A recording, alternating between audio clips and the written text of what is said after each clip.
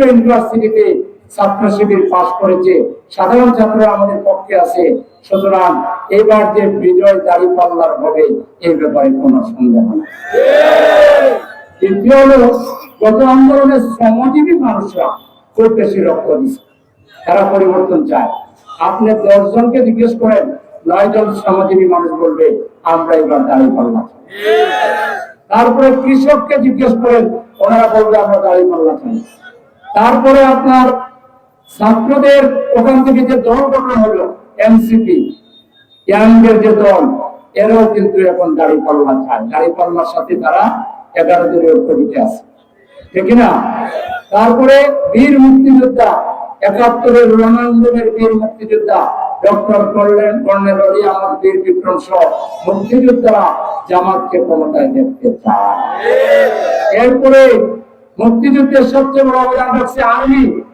সেই আর্মির general, brigadier, major, colonel, 5 শতাধিক আর্মির অফিসার দেখা করে আমির জামাতকে বলছে, বাংলাদেশ চালাবার জন্য, বাংলাদেশকে যদি সত্যিকার অর্থে শৃঙ্খলা আনতে হয়, আপনি ছাড়া আর কেউ পারবেন না। বিদেশিরা এসে বলে, excellency mister doctor Shafiqur Rahman, how are you? Mister prime minister, how are you?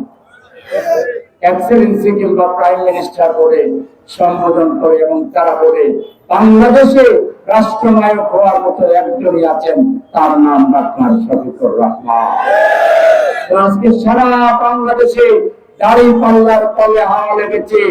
আপনারা এই গোলাপগঞ্জে আজকে দেখলেন, এর আগে আমি বিয়ানীবাজারে প্রোগ্রাম করে আসছি, সর্বত্র লোকের লোকারণ্য।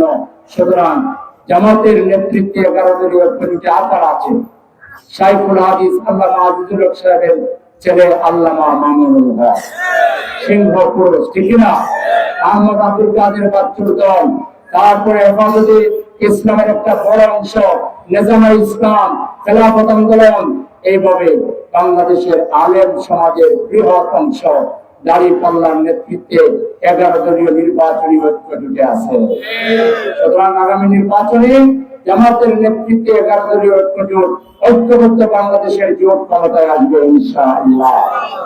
আসলে কারো লস হবে না। জামাত বিরোধী দলীয় যারা থাকবে, আমরা তাদেরকে মামলা দিব না, তাদেরকে আমরা ঠেঙ্গানো দিব না, তাদেরকে আমরা আইনে করে নেব না।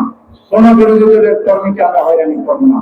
যা খুশি তাই পার্লামেন্টে বলতে পারবেন, রাস্তায় বলতে পারবেন, সেমিনারে বলতে পারবেন, কারো টুটি চেপে আমরা ধরবো না ইনশাআল্লাহ। সুতরাং জামাত ক্ষমতায় আসলে একটা লাভ হবে, যে গঠনমূলক, মানবিক, জনকল্যাণমূলক রাজনীতি করেও জনগণের যে ভালোবাসা পাওয়া যায়, জনগণের সমর্থন পাওয়া যায়, রাজনীতির মোড়টা বলতে পারে। এখন যে চাঁদাবাদ নির্ভর, সন্ত্রাস নির্ভর, দুর্নীতি নির্ভর যে রাজনীতি, এটার চেহারাটা বদলে যাবে, নতুন একটা গতি রাজনীতিতে আসবে। সেজন্য একবার জামাত পাওয়ারে আসা দরকার, ঠিক কিনা বলেন? জামাত পাওয়ারে আসলে বাংলাদেশের রাজনীতির গুণগত পরিবর্তন হবে ইনশাআল্লাহ। বাংলাদেশে ইনসাফ কায়েম হবে ইনশাআল্লাহ। ন্যায় বিচার, কোর্টের বারান্দায় গিয়ে কেউ অবিচারের সম্মুখীন হবেন না।